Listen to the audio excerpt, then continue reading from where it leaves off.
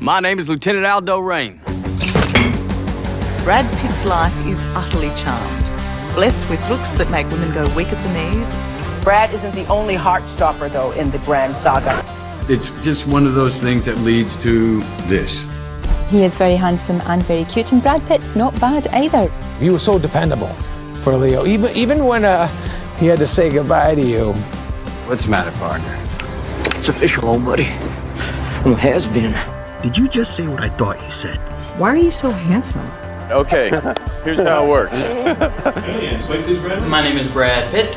You know, I'm still dork Brad Pitt. My real name is Brad Pitt. I was born with it. His name is Brad Pitt, and he says he always dreamed of going to Hollywood, but growing up in Springfield, Missouri, he was afraid to tell anyone. The story is that your parents didn't know that you took off from college. No, I never told them, you know. I never told them exactly. I told them I was going to school. I always had crushes. I had crushes. It's in your imagination. Kindergarten, first grade, second grade. I had crushes. I always had crushes. But your story, Brad, is more, you did the whole kind of coming in as you're a bartender. You do what you can to put food on the table, so deliver refrigerators to kids. I think dressed up as a chicken for a fast food joint, I think that's the one they always print. I was a boy from the Ozarks on the playground. I'm a hick redneck from Missouri. I'm trying to be De Niro, you know? He told his parents he was moving to L.A. to take classes in an art school, but once in Hollywood, he says he just had to take a shot at acting. Show Brad a picture of himself in college. Oh, man. After 4 years at the University of Missouri Columbia, his first role was on the TV show Growing Pains. And I was an extra for good almost 2 years. I was in Less Than Zero. But I was an extra in a Charlie Sheen movie, and I was a waiter. And they were all sitting around a big table scene. And I come up with the bottle, and I'm supposed to pour champagne. And I think, man, I'm gonna try to get a line in. And I pour this young actress and I go, would you like anything else? And the director goes, cut. And the first AD goes, you do that again, you're off the set. Now, you didn't technically know how to act. No, and all the mistakes are documented on film. You know, when I started acting films, I was taught that we had to have a big epiphany, a character arc, and I through the years I found that to be bullshit. That we don't change that much. How would you describe your character in Thelma and Louise? Just a guy. Are you a criminal? No, not no more, Thelma. I'm a robber. You're a bank robber. No. And for you, who's Brad Pitt? Shoot, I wouldn't know how to define that. Well, I may be an outlaw, darling, but you're the one stealing my heart. Then I started nailing parts. It's just been snowballing like this. That's David Fincher, who directed Seven. One of my favorite questions to answer, and I get this whenever I'm talking to film journalists or critics, is, wow, how good is that Brad Pitt? And I get to smile and say literally my favorite thing, which is no shit. Have you ever been starstruck yourself? In the early days, sure. Do you see a role model that represents the kind of life that you would like to have? I mean, if you look at the kind of life that Paul Newman had, he both was an actor at the same time. He had these passions away from film, racing. Yeah, I think we could learn a lot from his example. Have you ever wanted to do something that's just a little lighter, a little less intense than some of the roles you've taken on? Yeah, I think that'd be a breath of fresh air. What are you working on now? I'm working on a thing called the Fight Club. You do not talk about Fight Club. I want to sit in it, I want to feel it, I want to get through the rough night. And I found doing so, you come out the other side with a profound understanding of yourself, a greater gratefulness for those in your life. We've all been raised on television to believe that one day we'd all be millionaires and movie gods and rock stars, but we won't. You know, it's been, the advertising culture has been telling us since we were kids that, you know, your spiritual peace, your happiness will be achieved through the acquisition of these material goods. And to me, this commercial is Fight Club. Working jobs we hate, so we can buy shit we don't need. You look so skinny in person. Are you eating enough? Yeah, I'm eating enough. Do you have a favorite snack? Pizza. And whose idea was it to have him eat the whole time? His idea. No, yeah. It just kind of started, didn't stop. You know, some jobs we do, we get to riff, and that's great. We make it natural, we put our little interesting bits in it. After more than 20 years at the top of his game, with one of the most recognisable bodies of work and faces in the world, the most surprising thing about this superstar is how uncomfortable he is with any sort of scrutiny. Hollywood hunk Brad Pitt reveals all about his film fame and the pressures of being a sex symbol. He's the Hollywood star who has been setting hearts aflutter across the country. Yes, Brad Pitt is every teenage girl's dream, and their mothers don't seem to mind him either. Twice voted the sexiest man alive, Brad Pitt wears a metal skirt like no one else in Hollywood. You are classified as a sex symbol, as the greatest actor of your generation and everything. And for you... Easy now. When you came here, I mean, you had a lot of photographers chasing after you, mobbing your car, stuff like that. How'd you cope with that? I just look at these guys and I go, man, don't you guys have a life? Is that the downside of being a film star? Well, you know, I asked for it, so I can't really complain, can I? What's the upside if that's the downside? What's the upside?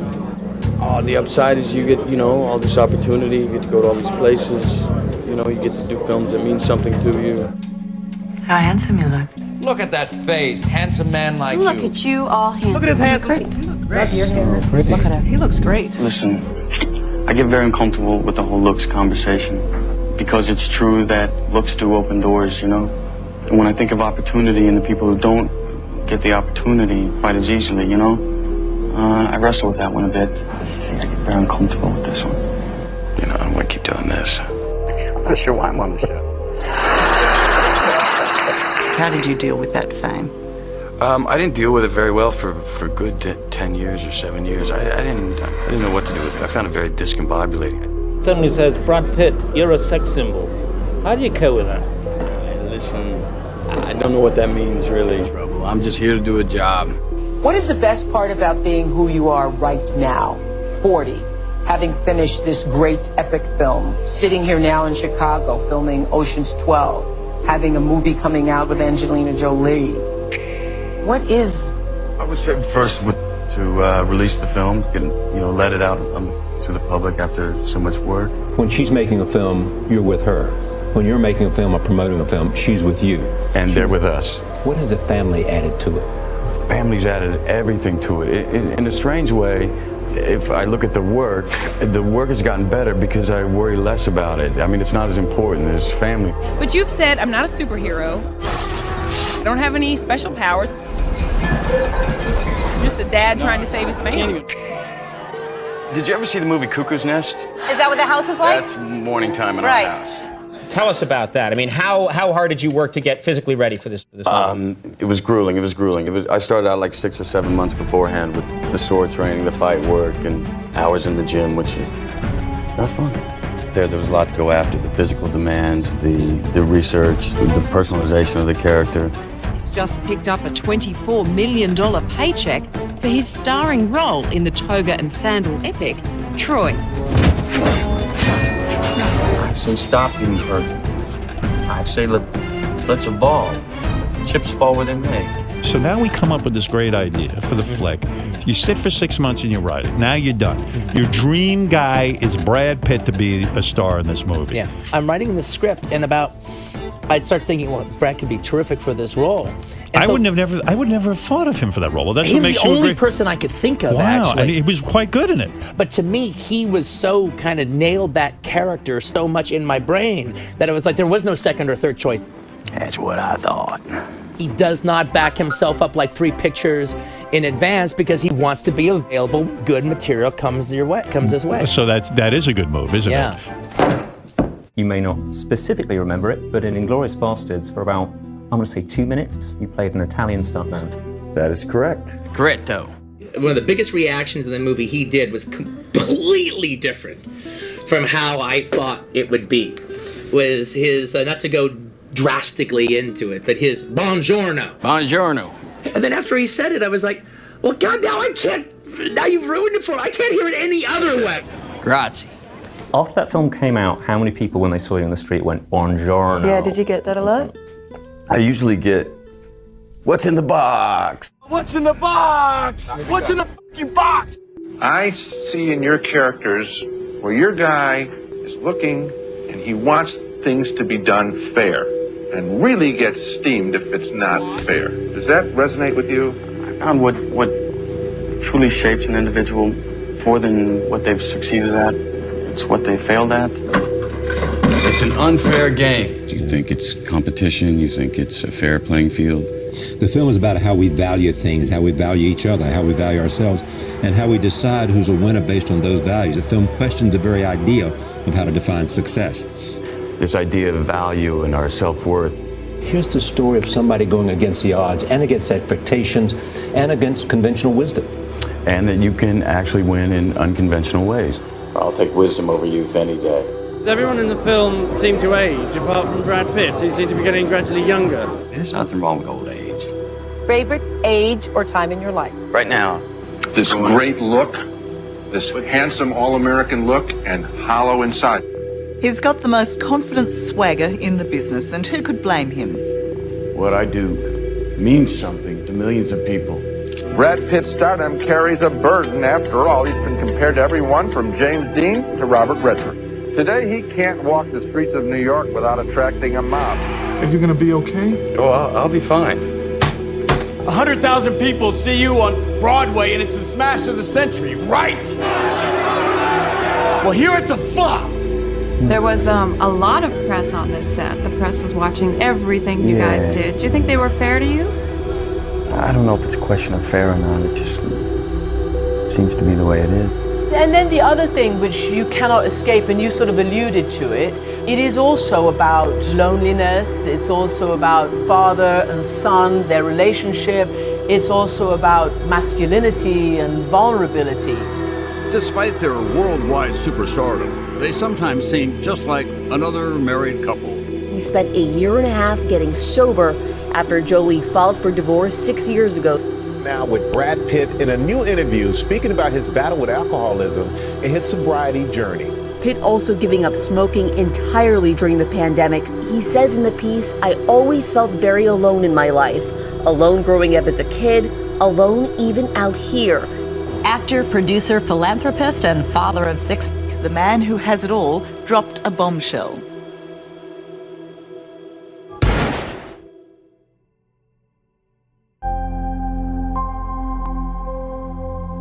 At the peak of his fame, the world's biggest film star is ready to call it a day. I wasn't putting an exact deadline on my expiration date, but I see it coming. That's where I'm most comfortable.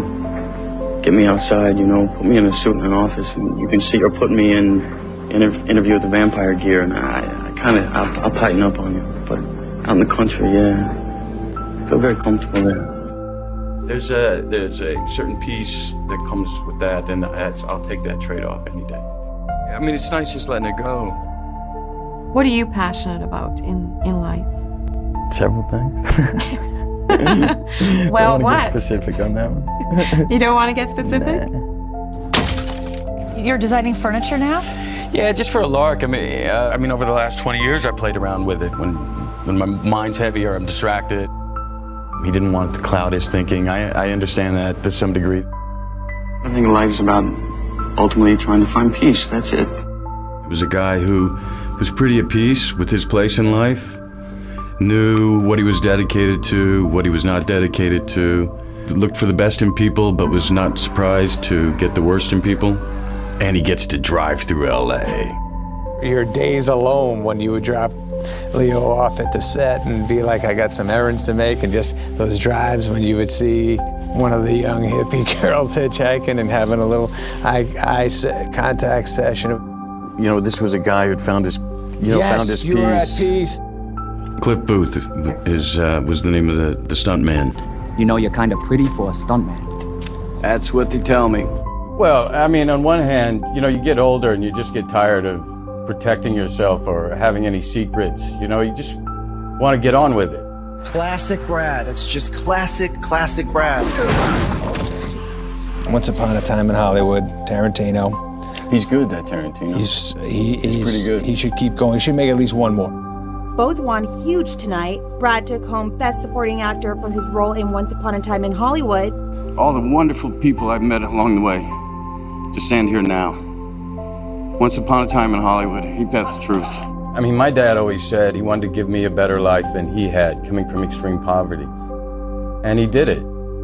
You once said there are three terrible karmas: beauty, wealth and fame. They're the things that stop you finding true happiness. I think happiness is overrated, truthfully. I do. I think it's sometimes you're happy, sometimes you're not. Satisfied, at peace, those would be more goals for myself. So, is Brad Pitt content today? I dare say so. I probably won't be next week. But then you will be the week after, But then won't I'll you? be the week after.